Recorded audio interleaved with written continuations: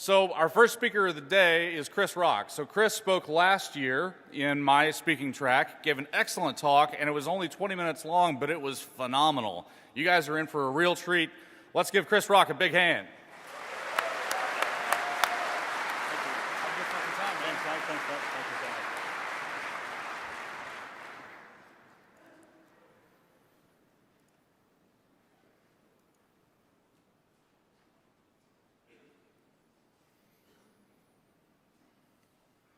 Thanks, guys. Thanks for coming to the talk today, guys. I know there's a lot of great talks at the moment. There's a lot of Internet of Things that you can go and see, but I think you'll enjoy this talk. This is a talk that I thought I would never talk about. I was never going to talk about this because it was a little bit risky, but I think now that this is the best time to do this talk, not because of all the elections and all that sort of stuff that's been happening now with the Clinton emails, for example, but there was an article that was released. I'll show you the slide.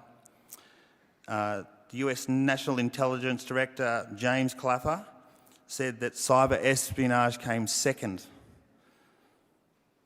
We came second to ISIS. Now, I don't want to live in a world where ISIS is scarier than hackers, especially in 2016.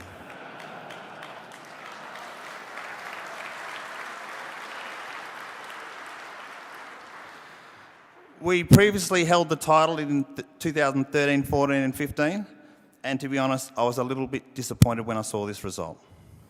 So I thought, I'm in my 40s now, there's a lot of young hackers in the audience, and I'm not going to pass the baton to you guys unless we have that number one spot back in our path. So let's have a quick look at ISIS. A bit of a no-brainer here. When you have an occupier of an occupied country, you have a terrorist organisation. Nothing has changed throughout history. I know it's a simplistic view, but it is an accurate view. So the first thing we need to do is when we lose, and we did lose, we came second. We beat North Korea, that's really good. They got nukes, they're pretty scary.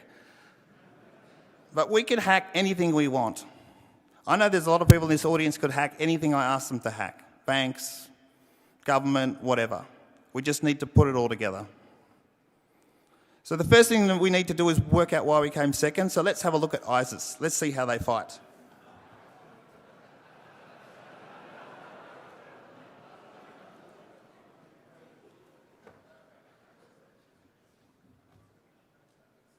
I just need some audio. That jack. No.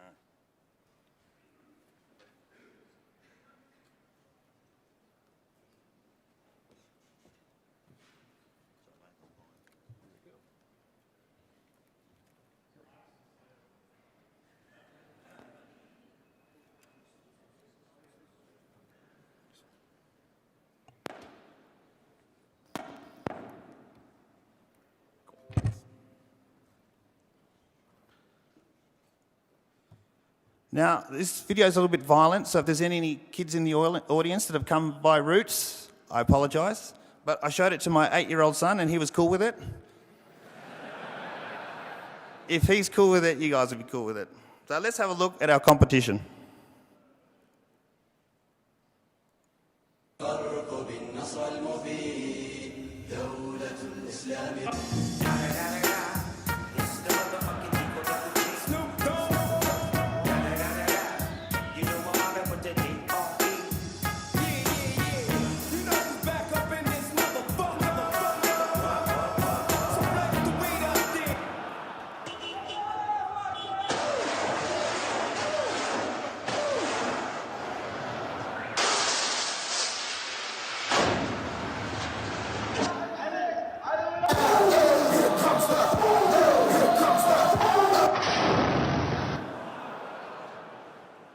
Now, I don't know about you guys, but I think that was pretty embarrassing that we came second to that.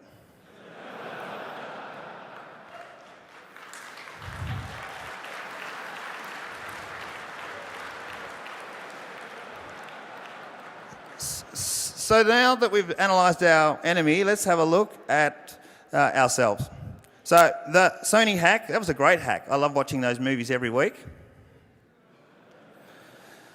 The Ashley Madison hack, my wife and her lawyer really loved that hack, seeing my name up on that list. Now, the Pokemon Go hack. Now I know why we came second with that shit, with that denial of service on Pokemon Go. Thank you, Poodle Corp. And even my talk about death did not impress James Clapper enough to give us position number 1. So the reason I'm giving this talk is to rectify that. And to do that, I need to escape away from our normal hacking environment, and we need to skill up a little bit. The reason we did come second is we were too tunnel focused. We had tunnel vision. We didn't look outside. So I thought what I'll need to do is I contacted a mercenary. He'll be able to teach me some tactics in coups, revolutions, and then I'll see if I can apply that and see if I can do a coup or revolution myself. So I contacted this guy. His name's Simon Mann, and I'll let him tell you about himself.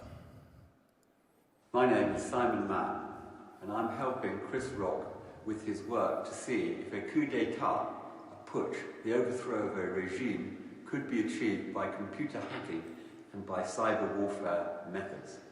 My background to that is that I led the 2004 attempted coup against the regime of Equatorial Guinea. That attempt failed. I was arrested. I spent 5.5 years in prison for that. Prior to that, in 1993, I was one of the founding people of Executive Outcomes, a South African private military contractor, which is credited with winning the ghastly civil wars, first in Angola against the rebels, UNITA, and then in Sierra Leone against the rebels there. I served in the first Gulf War on the staff of Sir Peter de la Villiers. My 10 years prior to all of that was as a British Army officer. I served in the Special Air Service as a troop commander and an anti-terrorist team commander, as well as in the Scots Guards as a platoon commander, and did tours in Northern Ireland with both of those units. So he's a master of his field and I'm a master of mine, so I thought it'd be good if we could combine the two together. So why would we use mercenaries? Obviously, the clandestine, there's no governments that are linked to the mercenaries. They're loyal, so as long as you pay them, they're yours. And it's not a war if you use mercenaries.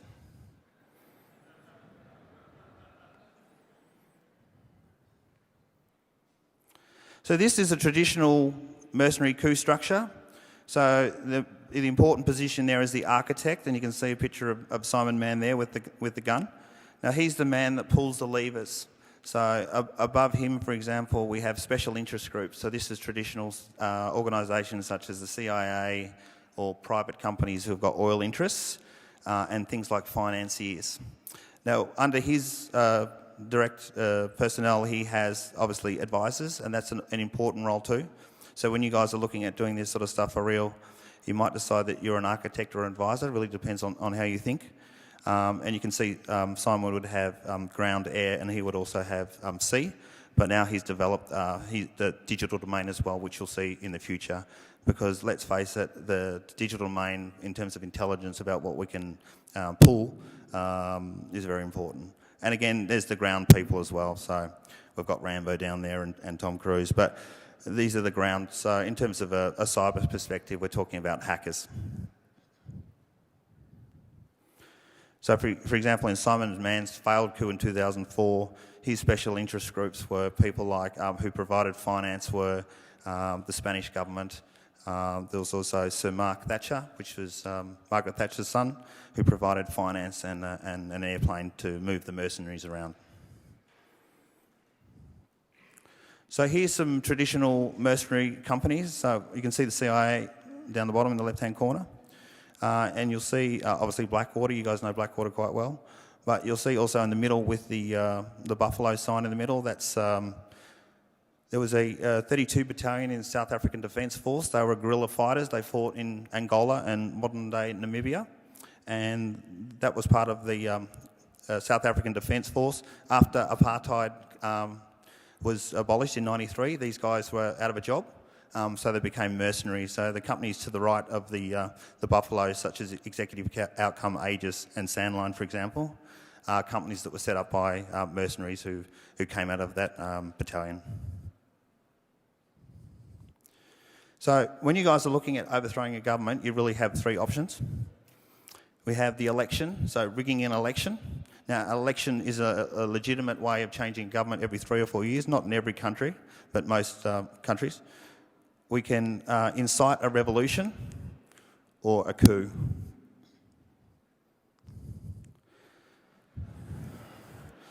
So you guys are experiencing this at the moment. So the election, you're already seeing some email leaks with Trump and Hillary Clinton. I was watching this morning about someone was talking about the size of Trump's hand, which I thought was fucking ridiculous. But I think what they're doing, what WikiLeaks doing is releasing this information is great, but it's just not really what I'd be looking for in terms of using an election to overthrow a government. So I'd be looking at like a 12 days before Christmas or 12 days before an election tack. It doesn't have to be real. We already own everything. We already own banks, investment companies. So we can use the items on the right-hand side just to fake whatever we want. So when someone goes towards an election, they can just use those things there on the right-hand side. So you can actually move money between the parties, and we'll have a look at that in depth a bit later on. In my country, Australia, we got an SMS just before we went to the polls. Medicare is a bit like your Obamacare, and it looked like the SMS was from Medicare, and it was pretty much to scare people into voting for the other party. So a technique that you can use to throw an election. And again, the WikiLeaks for email leaks. As I said, this one's been going for too long. These things should be done in rapid succession to get into the voters' mind just before they go to vote. Okay, the second method we have is a revolution. So here's a couple of revolutions in history. You guys have had one. We had Egypt in 2011 and Ukraine in 2014. So for those who don't know, Ukraine 2014, the president of Ukraine was about to sign a deal with the EU, get $700 million in loans, and then Putin stepped in and offered them $2 to $3 billion to get rid of that. So the people revolted against that, and we'll have a look at that a little bit later on. The other option is the coup d'etat. So you saw that recently in Turkey, where a small portion of the army, or in our case mercenaries, tried to overthrow the government by force. And you'll see there just some examples of coups, and the American government was involved in the first two of those. So in terms of where we'd want to start in overthrowing a government, we start down the bottom. So we have what's called tactical operations or low-intensity operations. So this is where you want to weaken the government with insurgency, sanctions, or really just telling them they're doing a bad job. Example I put up there for the revolution. So if those fail, we have the revolution, which we saw in Ukraine. And the picture there is the deputy PM in 2013, before the revolution, was complaining that the American government were doing exercises called Tech Camp, and they're actually teaching the people of Ukraine on how to organise protests via Twitter and Facebook. And he's complaining that the American government are causing the revolution before it happened. If a revolution is not going to work, then we look at the coup. So the Iran coup over 51 to 53 was done by the British government and the US government. And if that fails, we look at an invasion. So before Panama was invaded, there were 5 failed coups before Manuel Noriega was replaced in 1989. Things you need to watch out for when you're doing a revolution. These are the 5 things that will try to stop your revolution. So the government in power, for example, saying that they're going to have new or fresh elections. Something called strategic hamletting, which is separating the insurgents from the population using the Vietnam War. The third one, which we'll talk about a bit later, called cash grants. So you're pretty much bribing the people to shut them up. The third one is a middle alternative. So we have a left party, a right party, and you offer a middle party. These are all techniques just to quiet the population down. You just have to be aware of these because they may happen if you're going to try to set up a revolution. And the last one is economic development organisations and hospital school building. So when you see the military invade a country, for example, like Iraq, and they're building schools and all that sort of crap, it's all just bullshit. They're just keeping an eye on the population to stop a revolution happening post that event. That's good publicity as well. Some techniques for preventing coups. So the private army or the mercenary, private military contractor. So Colonel Gaddafi with his 3,000 Revolutionary Guards. The Saudi royal family with its 25,000 white army. And you guys have your own National Guard. Your private military force protecting each state. I mean, it's a great anti-coup measure, so you really don't have any central point to overthrow the government of the US. There's also spies. So Assad for Syria, for example, has these spy agencies that spy on the military and spy on each other to make sure that no overthrow takes place, there's no coup. And that works quite well. They work so well that a civil war is now in place in Syria, as you guys know. And obviously, you guys have a lot of intelligence organisations for this as well. One thing I wanted to bring up is the fake coup. You've got to be aware of the fake coup. So on the screen, you'll see some different coup types, and you're welcome to study those. And there's some material on your CDs which talk about different types of coups. But when your opposition is getting close, you want to arrest them and just say that they're causing a coup. This worked well in Turkey in early 2000, where the AKP party arrested generals and journalists to say that they were creating a coup. Now, this actually didn't really happen. There was digital evidence that had been modified, and these guys were cleared.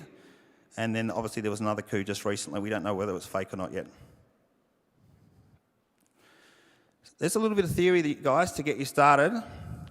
And I wanted to talk to you. I'm not really much of a theory guy. I need to know how to create a coup or a revolution, but now I want to apply it to a real country. Operation Nanny Goat, 2011. So you guys would have heard of Kuwait, a small oil-producing country, nestled between Iraq and Saudi Arabia. About 3 or 4 million people. That's a picture of Kuwait. Actually, it looks like this, so it's pretty close. No, seriously, this is what Kuwait is. It's a beautiful city. So what we'll do is let's have a look at Kuwait City. This is the government and also family tree. They're pretty much exactly the same thing. We have the Emir up the top. You might see a common link in the last names. Al-Sabah. All the way through. So we have the Emir, Crown Prince, the Prime Minister. His name is Nasser Al-Sabah. And then you can see the Foreign Affairs and Defence Ministries. Now, what we want to do here is we want to overthrow Prime Minister Nasser. And for those who know the Unit Oil scandal, the bribery scandal, they referred to him as the big cheese. So this is the standard intelligence that mercenaries or militaries will use. You guys probably will know this sort of stuff, like the NSA and also embassies, spies, and Five Eyes. What can we use? So we can use private intelligence agencies, WikiLeaks, for example. And I don't know if you guys can read that, but what they referred to Sheikh Nasser Al-Sabah is perceived as politically incompetent protocol wonk whose record is tarnished by his failure to construct and effectively manage his cabinet. But I believe the best intelligence is the one you hack yourself, and I want to hack all the government to find out what he's up to.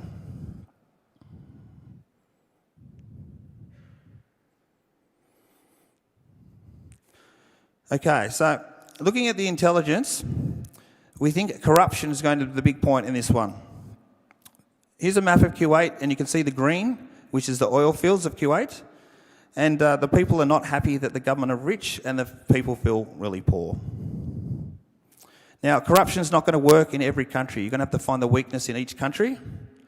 For example, Anonymous thought they would attack Nigeria on their corruption, which is pretty fucking pointless, because that is Nigeria's biggest export.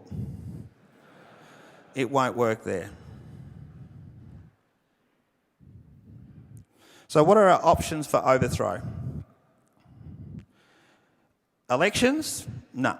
There's no real elections. Those 3 top parties there, the Emir, Crown Prince and the Prime Minister, there's no elections for those guys.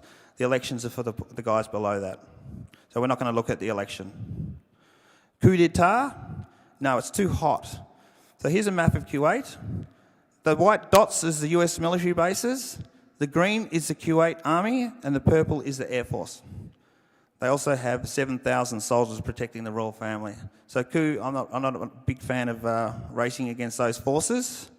So it looks like revolution is our only option. So in 2011, you guys will probably remember this was the Arab Spring. So on the left-hand side, you'll see the countries that recently fell. And on the right-hand side, you'll see a timeline of the countries in that region that either fell by revolution, coup, assassination, or just protest. And you can see Kuwait down the bottom in light blue, cabinet resigns.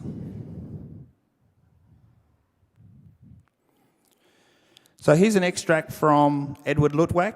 If you guys want to do these sort of coups or revolutions, you're going to have to study up on this guy. He's pretty much a master for strategy. And this illustration shows what the intelligence agencies need to go through to find out whether there's a coup taking place. So on the y-axis, we have all the data the intelligence agencies are going to go through. On the A in coup planning leakage, that is when I'm planning a coup operation of what's going to leak out when I talk to my advisors and the hackers. The blue line above is noise or levels, and the green line here, coup plus noise data, is all the intelligence that come through, and the little X point is when the coup is uncovered. Obviously, you want to keep your OPSEC quite low so you don't get detected.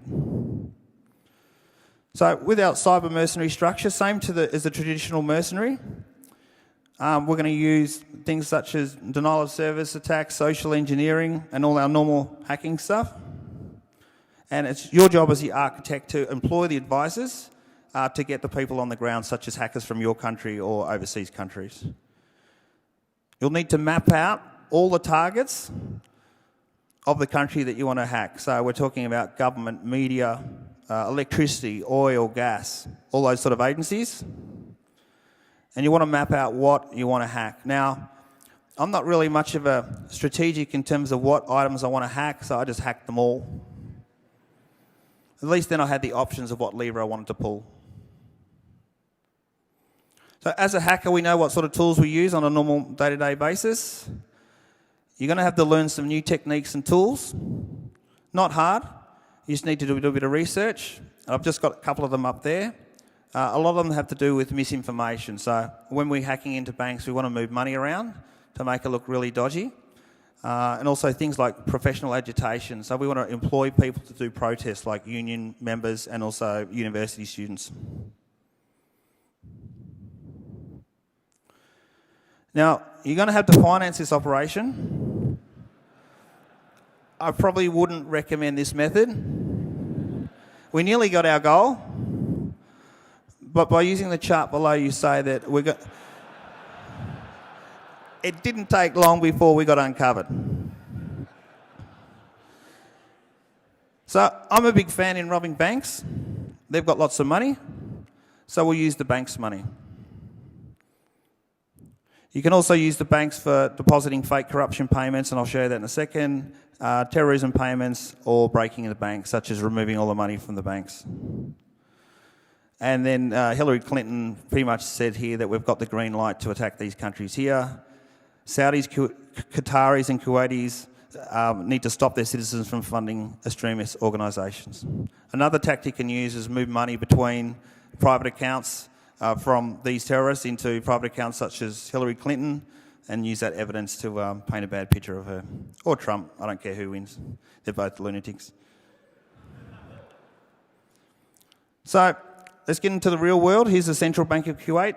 That's what it looks like in 2011 on the left-hand side, and that's what it looks like now in 2016. Obviously, if you can't hack in through the front door, use the stuff that you've got around. We don't have to use a 0 day. We've got 1,000 targets to hack. Don't get all fancy pants on me and use 0 days. Just use whatever you can. So whether it be a LAN turtle or a Raspberry Pi, or you can see the little box there. I don't know if you guys know what that is. The fourth picture along, that's an NSTLU slug. It's a NAS box, which you use as a PC or a rat, so a physical rat within an organisation. Or what we did is we just hacked in the front door. If you can't hack in through the front door, just pay a cleaner and they will put one of these implants in for you. Average cleaning salary in Kuwait is about $150 a week, so you give them $2,000, which you'll use from robbing the banks. They'll plant them in there for you. So what we want to do for corruption is we want to steal money from the government and put it in private banks accounts of the government. So there's a picture of Nasser, and there's a couple of banks in Kuwait and an offshore bank. So now that we own the central bank, we need to hack private banks. Now, we didn't know from our intelligence which banks he had bank accounts with, so we just hacked them all. By hacking them all, we can then move money between those bank accounts.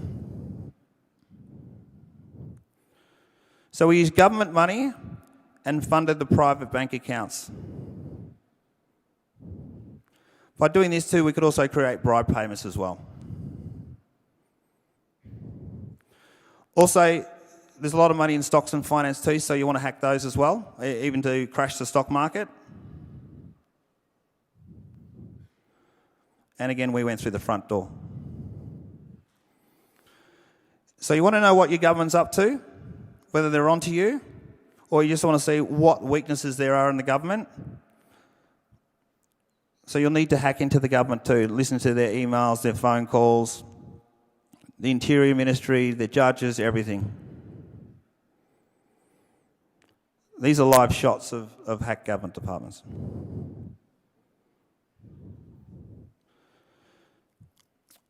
One thing you want to hack too is the telco. So telcos are not just phone calls these days. Telcos are media, telcos are internet. You want to siphon the internet or you want to squish the internet, for example. This is a prime case where you want to kill the internet at the right time or keep it open if they try and close it. So obviously MPLS, point of presence POPs, you want to hack into those. You want to be able to stream your own media to get the people angry. Obviously companies now using telcos for cloud services and security services. So Zajil is the biggest company in Kuwait, who also provides security services for these companies. So you want to hack in, just like what we did. That way you can control the flow of information. You own the ISP, you own the country.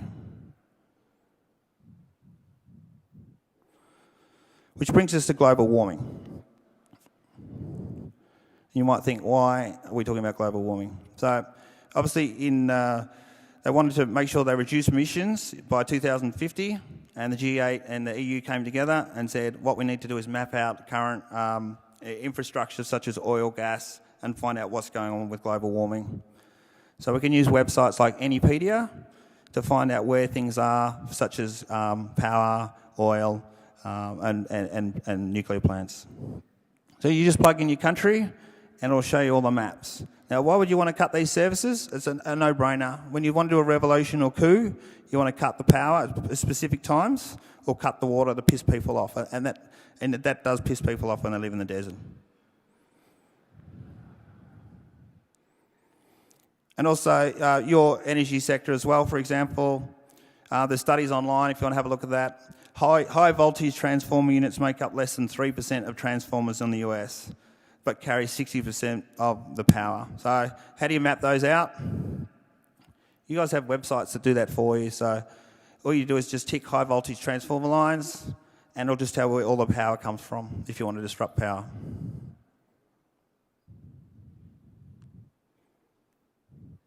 So you're going to need to study what a power station looks like to disrupt it. So when I was talking to Simon Mann, he said to me, just blow it up. Okay. I said, I'm not Zols, I don't have C4, I'm just going to chuck on the bloody thing.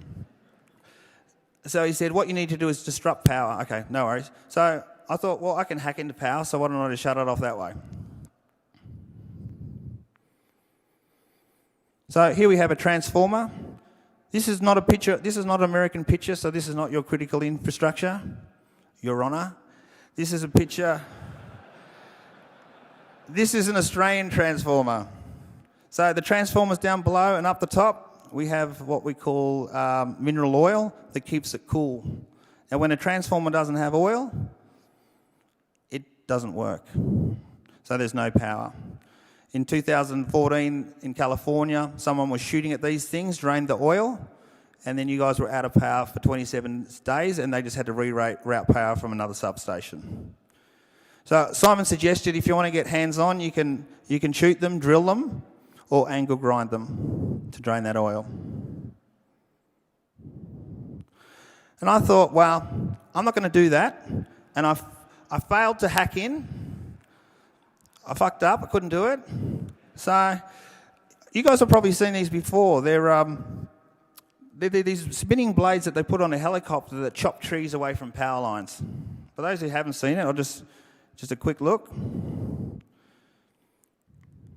Pretty cool. And it chops trees from power lines. Now I thought, well, that's pretty cool, but I actually want to chop power lines myself. Well, I don't have a helicopter, but why don't I use a drone? So I thought, I'll make my own.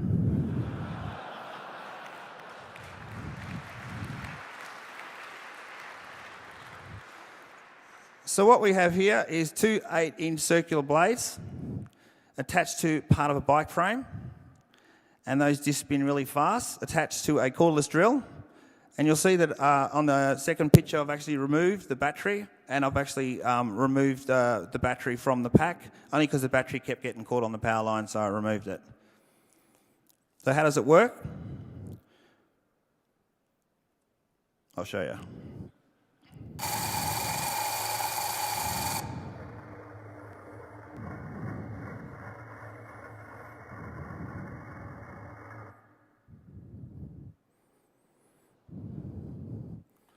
So that's a great device for cutting power lines. So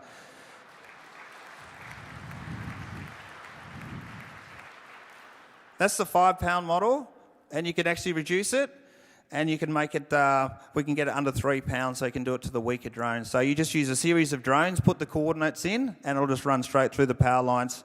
The cables I used there were copper. The ones that are on power lines are aluminium, so it'll go straight through those.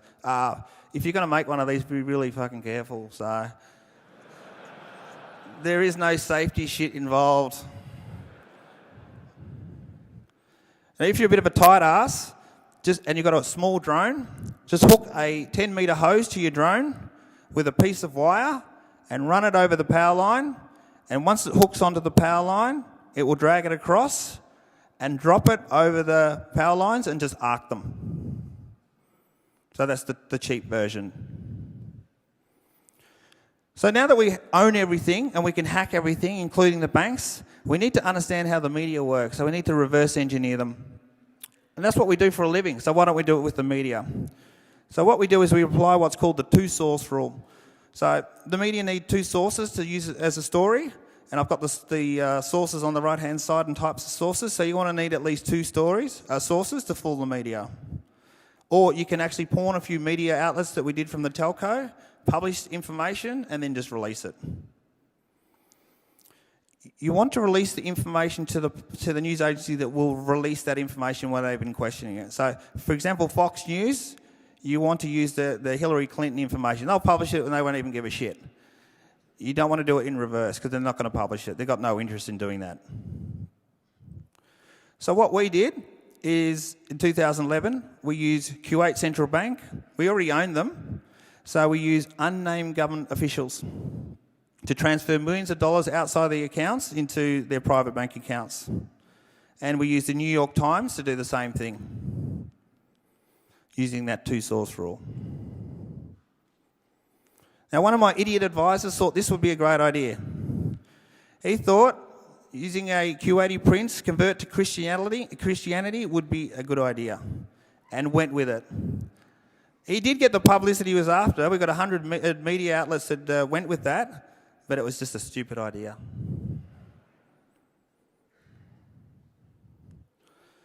You need to use the people in this. When the CIA are planning a cool revolution, you need to get the people on side. You've got money in your hands. You need to use bribes.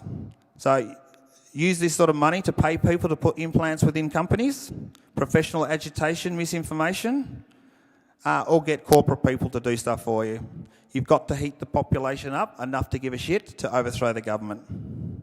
So, for example, the professional agitators, you would have a group of people that you would pay to cause a protest, and then you would get another group of protesters dressed in police uniforms to bash them up, and then you get that on the news. And if they won't publish it on the news, you publish your own news. You own the telco. When you're planning the operation, you need to plan it down to the absolute detail, and you need to be flexible because shit just won't go right. You might lose a rat. You just need to have the plan for changes in your operation. So I've talked a lot, and I want to show you how it works in the real world. So I put a video together just to show how it works.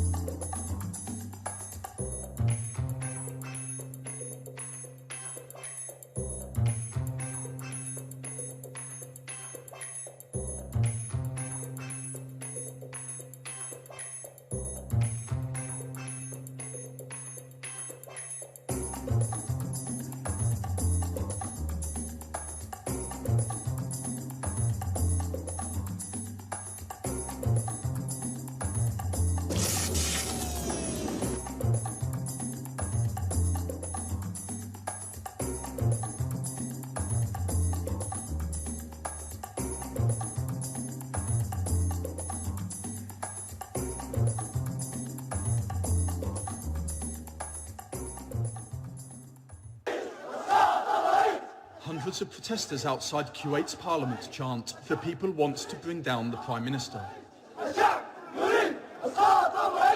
They are demanding the removal of Prime Minister Sheikh Nasser al-Mohammed al-Sabah, whom they accuse of corruption.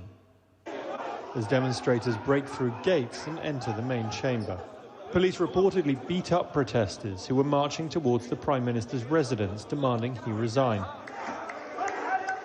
A member of the ruling family, Sheikh Nasser Mohammed al-Ahmad al-Sabah, is accused of failing to stem endemic corruption in Kuwait.